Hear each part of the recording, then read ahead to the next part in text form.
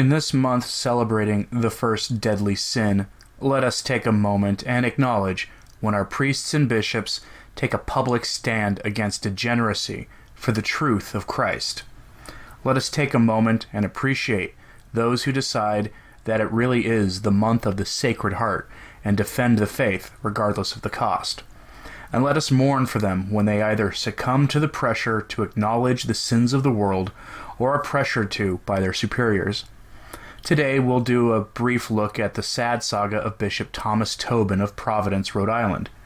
He's not to be confused with Cardinal Nighty Night Tobin, who had a gay Italian model stay at his rectory with him for several weeks. No, Thomas Tobin is a bishop who had the audacity to tweet out something rather innocuous, at least innocuous to Catholics who believe the faith. I'm going to read you what he tweeted out on Twitter over the weekend. A reminder that Catholics should not support or attend LGBTQ Pride Month events held in June. They promote a culture and encourage activities that are contrary to the Catholic faith and morals. They are especially harmful to children. Now, look at that tweet. Notice the right-hand corner. At the time I grabbed that screen capture, he had 83,000 responses to not nearly that many likes. That's what's called getting ratioed. The responses are on the left-hand side.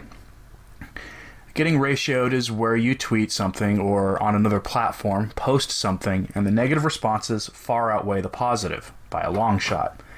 It looks different on different platforms, but in the end, it's all the same. If you read the responses, they are full of the typical bile and vile commentary that you'd expect in our evil and fallen world. Some included pornography, which I'll spare you the experience of having to see. You're welcome. Tobin was publicly protested by the state's governor, celebrities, of course, and various public figures. His own priests begged their Aconym parishioners not to leave the church. I hope they also begged them not to receive the Eucharist while living that death style. But Tobin's stand wouldn't last.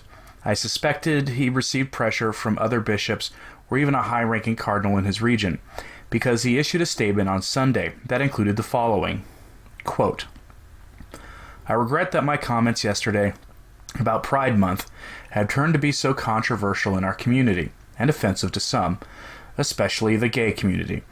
That certainly was not my intention, but I understand why a good number of individuals have taken offense. I also acknowledge and appreciate the widespread support I have received on this matter.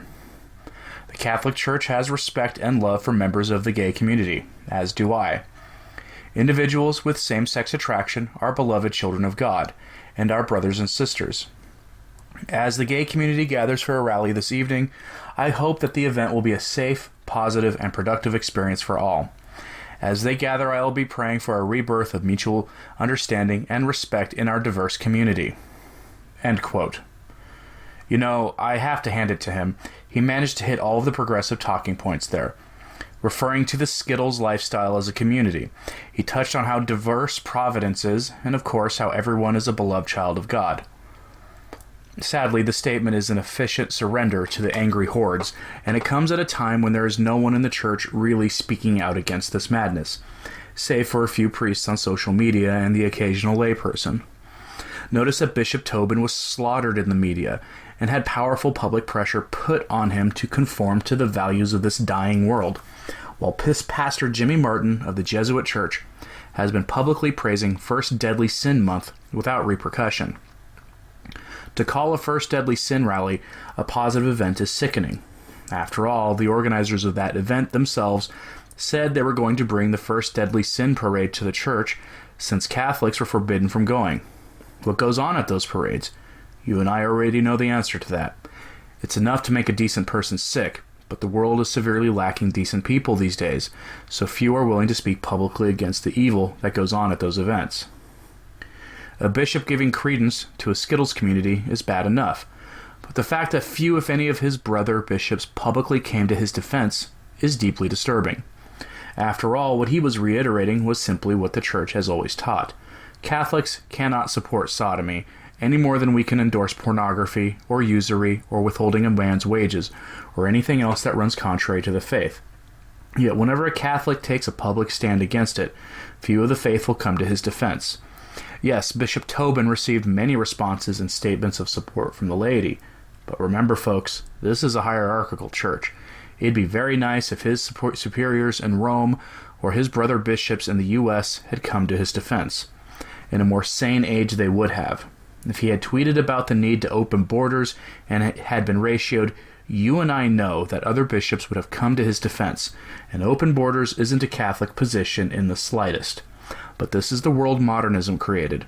Is it any wonder that the collapse of Western civilization began right around the time the modernists solidified their control of the church, changed her liturgy, and permitted unfit men into the priesthood?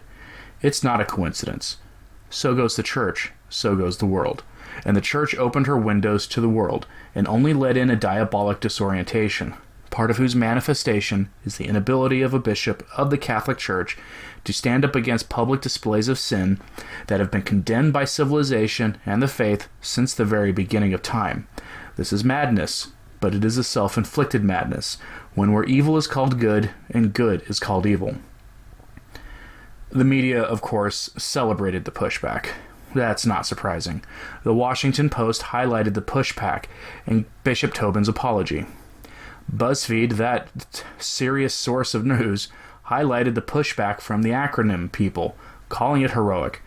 BuzzFeed went further, though, and I'll quote the article so you can see their reprehensible behavior. Quote, "Back when Tobin was auxiliary bishop of Pittsburgh, his diocese was named in a grand jury report on the cover-up of sexual abuse by the Catholic Church. Last year, Tobin told the Providence Journal that he was aware of reports of sexual abuse during his time in Pittsburgh, but he added that they were outside his responsibility. The Diocese of Pittsburgh has been very responsible and transparent in responding to allegations of sexual abuse," Tobin told the newspaper, adding he was not personally part of the grand jury report. Given that history, Tobin's tweet this week was particularly outrageous, said Joe Lazzarini, president of the Rhode Island Pride. He said LGBTQIA+ people are harmful to children, and frankly, hearing that from a leader of the Catholic Church is frankly flabbergasting, Lazzarini told BuzzFeed News. End quote. There is something really funny about BuzzFeed being considered a serious news source, given that it wasn't all that long ago that all BuzzFeed really did was push out a bunch of clickbait top 10 lists for Facebook, some of which were pornographic. Now they get to lecture us about morality. And make no mistake, folks, what you see here with the use of the Pennsylvania grand jury report isn't a fluke. It's the playbook going forward. The church no longer has moral authority in the eyes of the world. It's almost as if the investigations into decades-old abuse allegations was done precisely to neuter the church in the fight against globo homo. So be prepared, because when the next bishop speaks out, you'll see Pennsylvania come up somehow in the attack from the media on them. It's the new normal, and one we must get used to. It's a cross to carry for all of the faithful who care. The biggest tragedy about Bishop Tobin surrendering on this issue is in the details. It is the adoption of the Aconym agenda's language. Language is key. It frames our thinking. It permits certain thoughts from being had and prohibits others from coming to mind simply by the lack of language that can be employed to express the idea. If we lack the language to resist an idea, then that idea becomes the default idea in the consciousnesses of the people. Bishop Tobin referred to the Skittles as a community unironically. He referred to them as gay, which is a linguistic accepting of their disordered identity. He employed language that no Catholic ever should use. The only thing he didn't use was the ever-changing acronym, an acronym which symbolizes madness itself, for sexual perversion and the collapse of mental health have been enshrined as part of the identity of human beings, when in reality there is only logos, that which adheres to the natural law and its lawgiver, Jesus Christ, and of course, anti-logos or antichrist. These are the only things that truly exist. When a bishop of the Catholic Church is using the language of Antichrist in a way that is meant to signal surrender on an issue, it is a dark day. Given the sudden turn around on this issue, I expect he was pressured to do so from on high, likely from the otherwise useless U.S. Conference of Catholic Bishops, that illustrious body founded by Cardinal Bernardin, a known Skittle himself. If my theory is correct, then what happened wasn't just a failure of leadership from Tobin, It was a failure of leadership that is manifest in a political body within the church in America that shouldn't exist in the first place. This is the bitter fruit the USCCB has borne, one among many. Pray for Bishop Tobin, and pray that the bishops and cardinals in America and beyond wake up and remember what it is that their office truly demands. The time grows short. For Return to Tradition, I'm Anthony Stine. Ave Maria.